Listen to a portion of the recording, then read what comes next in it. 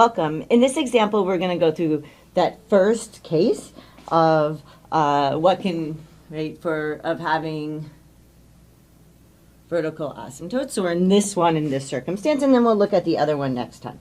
Okay, so let's look at an example of, so first over here we'll look at an example of, we have the limit, and then we have x goes to a, so we have x goes to a, and then we have f of x equals infinity, so we have f of x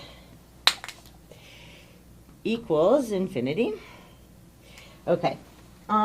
So this is to say, right, so what's happening in this one, which is that we talked about this a little bit last time, which is that, so this is the example where we have that f of x, so f of x, right, its values get arbitrarily large, so f of x values are arbitrarily large, so values arbitrarily large, get arbitrarily large, right, when this x is going to be close to a. So when x is close to a. And then we'll look at an example to have a picture in mind for this one. So we have our axes. So we have our x-axis. I want to do that in orange. The inputs are in orange. So we have our x-axis, right? And then we have our second axis, which I'm drawing in yellow, but you're going to see that as green. It just makes me happier to do it that way. Okay, and if I'm going to look at the function, f of x equals 1 over the absolute value of x, so then I know that this looks like, right, it looks like this, and this. Okay, and I'm looking at, let's look at as x approaches 0. Okay, so the limit, right, because that's where it's shooting up, right? So that's where we're going to kind of be interested in terms of a vertical asymptote, because that's where it kind of goes off to infinity. So the limit as x approaches 0, we can actually kind of see here. 0 of this function, so 1 over the absolute value of x, this is actually equal to infinity for both of them, okay? So that's going to tell me that this line here, right, so this tells me this is x equals 0, right? This is going to be a vertical asymptote, since exactly the fact that that limit goes to infinity. Okay, so that's what's happening in this particular circumstance. Okay, now, and that's noteworthy, so VA, so maybe I should actually put that up here. A very common abbreviation for this is VA.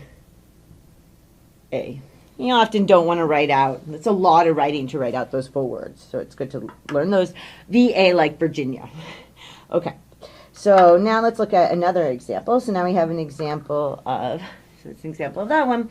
And now we're going to want to look at an example of, let's put like a line here so we know what's running into y.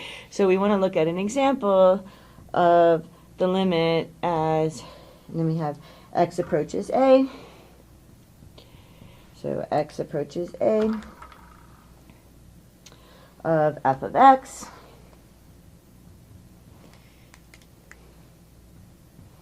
And we're going to have that equals minus infinity. So before we do anything else, we can think about, so this is an example, right, of where we get infinity. And this is going to be an example where we get minus infinity. And we're going to think for a moment, and we're going to remember that what does it mean to have, and let's make this minus really big to make sure you can see that, to have a limit go to minus infinity means that as I approach a, I'm going really, really far down in the graph. Or you can think of it getting very, very large negative numbers. Okay, so let's look at an example. Okay, so, right, and then it'll interpret it like I interpret that before we look at the example. Okay, so let's do that. So we know that f of x values I got carried away holding too many of these in my hand, and then I dropped them, of course. So the f of x values get arbitrarily large negative. So arbitrarily large negative, as we have that what's happening with x is that x gets arbitrarily close to this a here. So it gets arbitrarily close to a.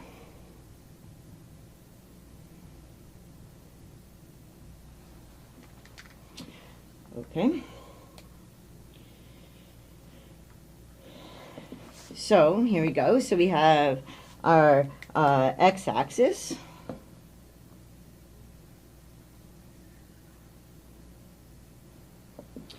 And we have our y-axis.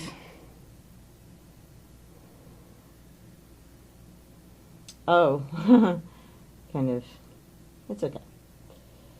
Okay, and we're going to look at the graph of the function. Y equals, so I want to look at the graph of the function, y equals minus 1 over x minus pi squared. Okay, so I know that this is going to approach. So as I approach this x equals pi, if I look at that, if I put x equals pi on the bottom, I get 0, which means that something's kind of shooting up to infinity or minus infinity when I have 0 on the bottom. So that's kind of actually going to indicate to me before I do anything, I'm looking at what happens at x equals pi. Okay, so this is actually, I already kind of know that x equals pi is going to be a vertical asymptote.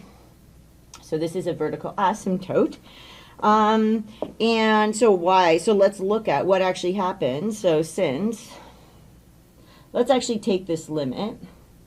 And in this circumstance, well, first I'll draw this so that you can get an idea that I don't have to take the limit separately, right? In the second circumstance listed up here, I would have had to take the limits as I approach a from the left and right separately. Looking at this picture, you can tell, actually, they're both going to minus infinity. Okay, so since we know that the limit,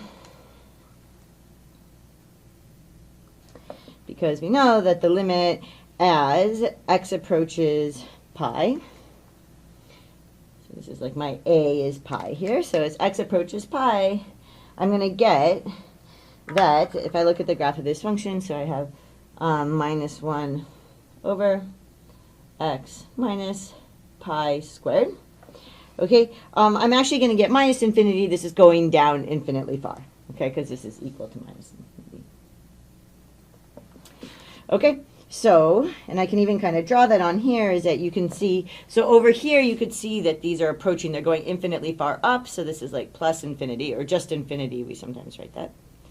And here you can see that they're going infinitely far down, which is why my limit is minus infinity. But when I'm saying that my vertical asymptote is x equals pi, that's because it's happening, my vertical asymptote is not minus infinity. That's the limit here. My vertical asymptote is where that happens, like at what x value that happens, that I'm shooting up or shooting down like that. Okay?